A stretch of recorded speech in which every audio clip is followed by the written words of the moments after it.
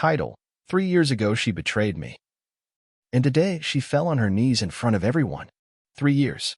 It had been 3 full years since I last saw her face. And yet when she walked into that hotel conference room, her hair pulled back in that same careless elegance, her eyes darting like they were looking for something she didn't want to find, it was like time folded in on itself. I was standing near the coffee table, pretending to be interested in some small talk about logistics and Q3 metrics, when I heard someone say her name. Marianne's team just got here, someone muttered behind me. I froze. The name hit me like a brick to the chest. I turned, slowly, cautiously, afraid that if I looked too fast, she might disappear like a ghost I'd conjured up in my head one too many nights when I couldn't sleep. But no, there she was. Marianne. My wife. Well, ex-wife, I guess. It had been 3 years since I found out. 3 years since everything I believed about love, loyalty, and marriage shattered like a cheap wine glass dropped on a tile floor. And the worst part? It didn't happen all at once. It started with small things. She stopped laughing at my jokes, even the ones she used to genuinely find funny. She started going to the gym late. Or early. Or never at all. I could never really track it. And then, the emotional distance. You don't notice it when it begins.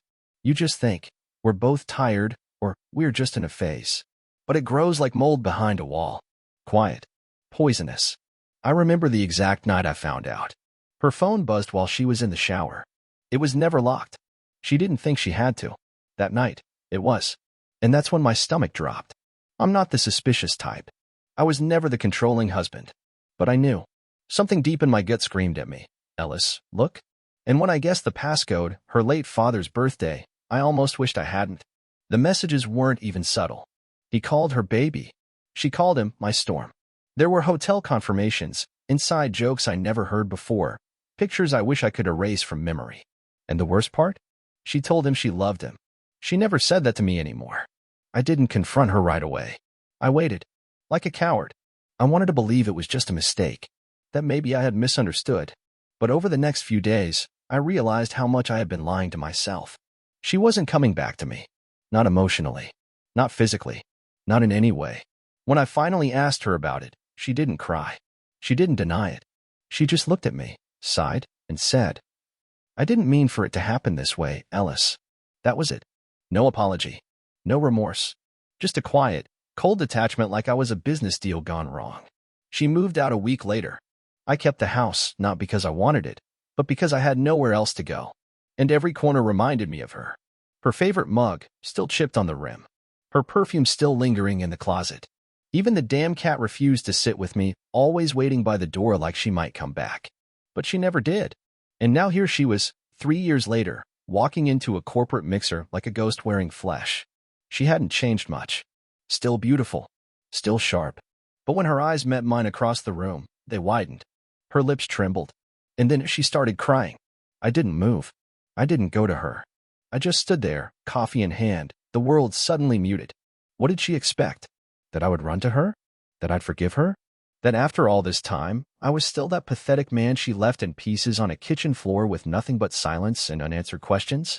I don't know what hurt more, seeing her cry, or realizing a part of me still wanted to wipe her tears. She didn't walk toward me. Not at first. She just stood there, a few feet inside the conference hall, with tears on her cheeks and that look. That same look she gave me the night she said she was sorry. Not sorry for the affair. Just sorry that I knew. Her colleagues fluttered around her like birds sensing a coming storm, whispering, glancing over, pretending not to notice her sudden collapse in composure. But I noticed. God, I noticed every detail. The way her fingers shook as she reached for a napkin. The way she turned away like she was ashamed. As if shame could fix what she'd broken. I stayed put. Maybe out of spite. Maybe out of cowardice. Maybe because I had just enough dignity left not to cause a scene between the pastry table and the keynote speaker's podium. Ellis, someone said beside me. It was Marcia, a project manager from my department. You okay? You look like you've seen a ghost. I gave her the kind of smile you give someone when you're hanging off a cliff, but trying to seem like you're enjoying the view. I'm fine, I lied. Old memories. That's what Marianne was now. An old memory. One that had never stopped bleeding. I walked away before Marcia could ask anything else. Headed for the back exit. I didn't plan to leave the event entirely. I had a presentation in 20 minutes, but I needed air. I needed space. I needed not to scream. Outside, I leaned against the brick wall of the hotel's loading dock. The sky was the color of old dishwater, gray, heavy, disinterested. Kind of like how Marian used to look at me toward the end. I lit a cigarette. I'd quit 2 years ago, but I always carried one. Just in case, I wanted to remember what self-destruction felt like. She used to hate that. "You'll kill yourself with those," she used to say. Funny. She was the one who did the killing. I remember asking myself for months, why him? What did he have that I didn't? Was he taller? Funnier? Better in bed? Did he listen more? Or less? Or just differently? She never gave me a real answer. Just that tired line. It just happened. No, it didn't. Love doesn't just happen when you're married. You have to let it in. You have to unlock the door, open the window, look away while it crawls into your life like a rat. She chose it. Every day she kept lying. Every morning she kissed me goodbye while texting him under the table. She chose it. And now, 3 years later, she was crying? I wanted to hate her for that. I wanted to scream in her face. I wanted to tell her what those nights were like after she left, sitting alone on our bed, hearing the echo of my own voice bounce off empty walls. I wanted to remind her of the way I stopped eating, stopped sleeping, how my hands shook for weeks, how I couldn't look in the mirror without seeing the man who wasn't enough for her. But I didn't. Because deep down, beneath the bitterness and years of silence, I still missed her. God help me, I missed her. Not the Marianne she became, the liar, the actress, the ghost, but the Marianne I married. The one who used to fall asleep with her head on my chest and ask me to tell her stories about the future. The one who believed in us before she stopped believing in me. The doors behind me creaked open. Footsteps. I didn't have to turn around to know who it was. You just know. There are some footsteps that stay burned in your memory. Ellis. Her voice. Soft. Unsure. I turned. Slowly. There she was, again. Closer this time. Still wiping tears. She looked older. Not in a bad way, just real. Time had happened to her, too. Not that it gave me any peace. I'm sorry, she said. I let the silence breathe between us. 3 years worth. For what? I asked. Her eyes dropped. For everything. I almost laughed. Almost. You're 3 years too late for that, I said. But even as the words left my mouth, I hated how hollow they sounded.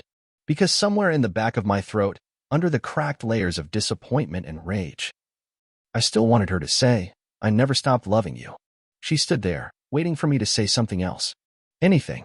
But what do you say to someone who lit a match to your whole life, then shows up years later wanting to warm their hands by the fire? I looked at her, really looked. Same green eyes. Same uneven smile. But something was off.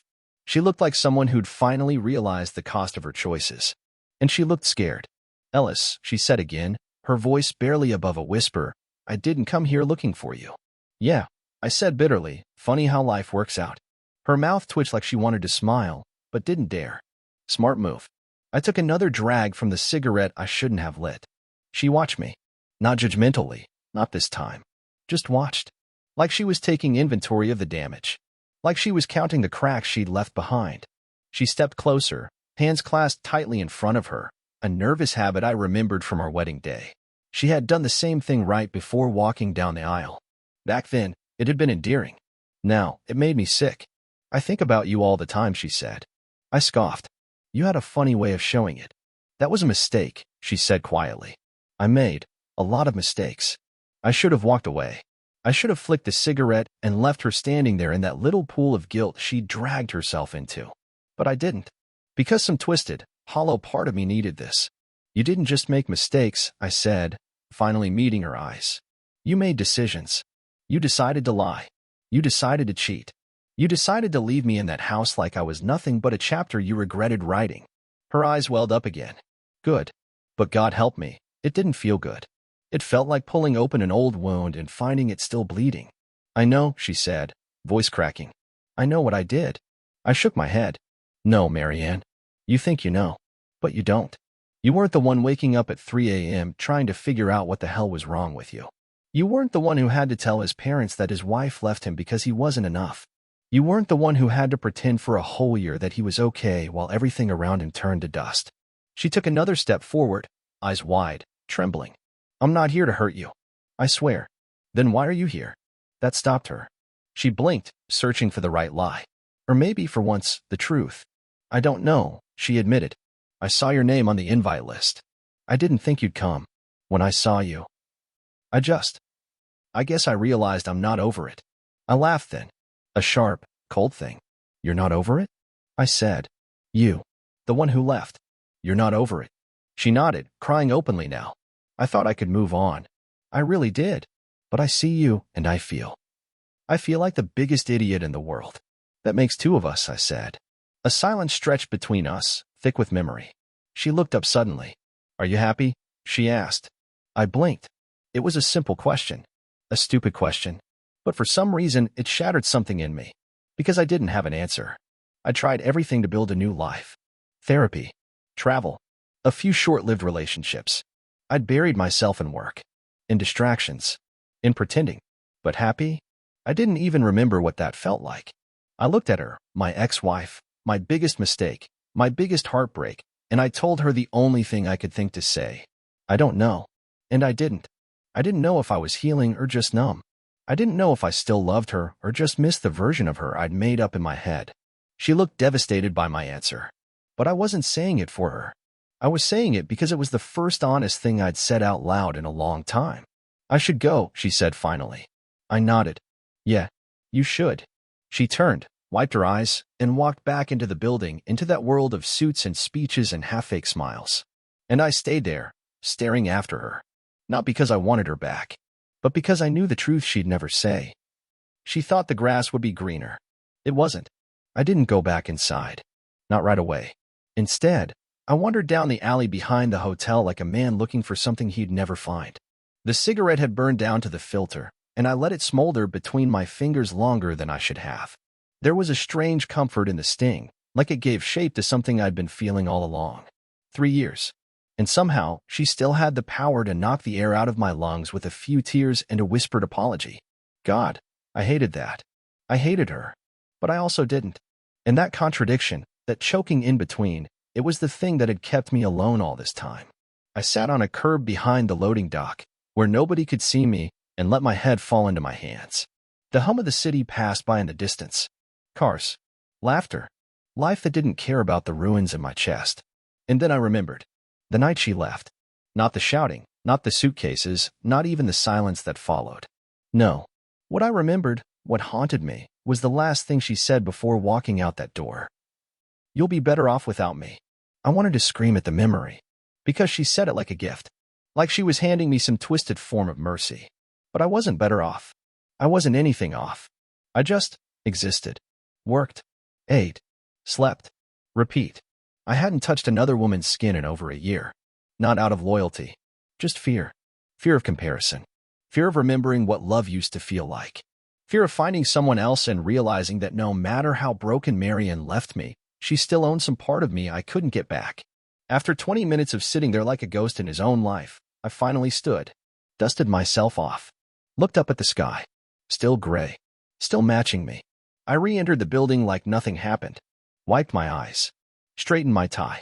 I gave my presentation to a half-full room of mildly interested industry folks and walked off the stage to a polite round of applause that meant absolutely nothing. Afterward, I avoided the mixer. I didn't want to risk seeing her again. But fate, or something more cruel, had other plans. She was waiting outside the coat check. Alone. Clutching her phone like it was the only thing anchoring her to the world. When she saw me, she didn't cry this time. She just looked tired. I wasn't sure if I should say goodbye, she said. You didn't have to say anything at all, I replied, my voice like cold stone. She winced. I meant what I said, she offered weakly. I still think about you. I still regret. Don't, I interrupted. Don't finish that sentence unless you mean every damn syllable. She looked down. I do. I studied her. Not her face. Not her body. Just the space between us, the void she created, and the way she stood there now like she didn't know how to cross it. You left, I said. You chose him. I know. And now, what? You miss the comfort? The stability? You remember how I used to make your tea exactly the way you liked it, and suddenly I'm worth crying over. She blinked hard, her jaw tightening. I remember how you loved me. How you never gave up on us.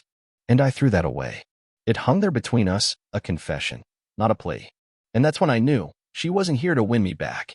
She was here because some part of her finally broke. And in the wreckage, she saw what I'd known all along. Some things you don't get to fix. I took a long breath. I'm not the same man you left, Marianne. I don't wait by the phone anymore. I don't dream of you coming home. Her lips parted like she was about to say something that might have sounded like please. But I didn't give her the chance. I'm not going to tell you it's okay, I said. Because it's not. And it never will be. But I'm done dragging you through my head every night. You don't get to haunt me anymore. Tears welled again. She nodded. Goodbye, Ellis. And then, just like before, she turned and walked away. But this time, I didn't follow her. I didn't beg. I didn't ask her to stay. I let her go. And for the first time in years, I wasn't the one left behind. The hotel doors shut behind her. And just like that, Marianne was gone again. But this time, it didn't feel like a collapse. No earthquake. No shattering. Just a quiet end to something long overdue. I stood there in the echo of it all, staring at the spot she had just been, waiting for the pain to flood in like it always had. It didn't. Instead, something unexpected started to bloom in my chest. Relief. Real, weightless, full-breath kind of relief. I didn't realize how long I'd been dragging her ghost behind me, into new rooms, into quiet mornings, into every moment that could have been peaceful if I just let go sooner. But now, it was different. She was gone. And for once, she didn't take me with her. That night, I didn't drink, didn't spiral, didn't write one of those long, unsent emails that always started with, just so you know. I went home, to my quiet, small apartment, to the books I never finished, and the tea I'd learned to enjoy without anyone needing to get it just right. And I slept, like a man who had nothing left to carry. 2 months passed. Summer rolled in like a soft wave, warm, slow, forgiving. And I let myself live in it. I stopped checking her socials. Stopped answering calls from mutual friends still stuck in the past. Stopped imagining the day she'd come back. Because she had. And I'd finally understood why she wasn't meant to stay. In July, I met someone. Not at a bar. Not online. At a bookstore, of all places. Her name was Clara. She asked if I was done with the poetry section. I said, yeah. I've read enough heartbreak for a lifetime. She laughed. That kind of real, belly-deep laugh that makes your chest ache in a good way. We talked about Raymond Carver and used paperbacks and why everyone pretends to like James Joyce more than they actually do. It was the first conversation in 3 years that didn't come with a shadow attached. We went for coffee, then lunch, then walks that lasted until the streetlights blinked on. She never asked me about Marianne. She just listened when the pieces came out, one at a time, like leaves falling off a tree that finally stopped pretending it was still spring. And I like that. There was no judgment, no timeline. No pressure to be anything other than who I was. She didn't fix me. She didn't need to. I wasn't broken anymore. One night, we were sitting on a bench by the lake, the kind of place where everything feels quieter than it really is, and she asked me the same question Marianne had asked outside the hotel. Are you happy? I didn't blink. I didn't need to think. I smiled, not the practiced, public one I wore at work. A real one. A full one. Yeah, I said. I think I am. She leaned her head against my shoulder and whispered, good. And in that moment, I realized something no tearful apology or years of therapy had ever shown me. Healing doesn't always look like standing taller. Sometimes it just means sitting still without hurting. Now, it's been a year. I don't check the calendar for anniversaries anymore. I don't measure time by before her and after her. I just live. Claire's in the kitchen right now, humming some off-key tune while she burns breakfast again. She's not perfect. She laughs too loud, leaves socks everywhere, and talks during movies. But when she smiles at me from across a crowded room, I don't flinch. I don't freeze. I don't think of someone else. I just smile back. Because I'm here. Fully. Not stuck in the past. Not afraid of the future. Just happy.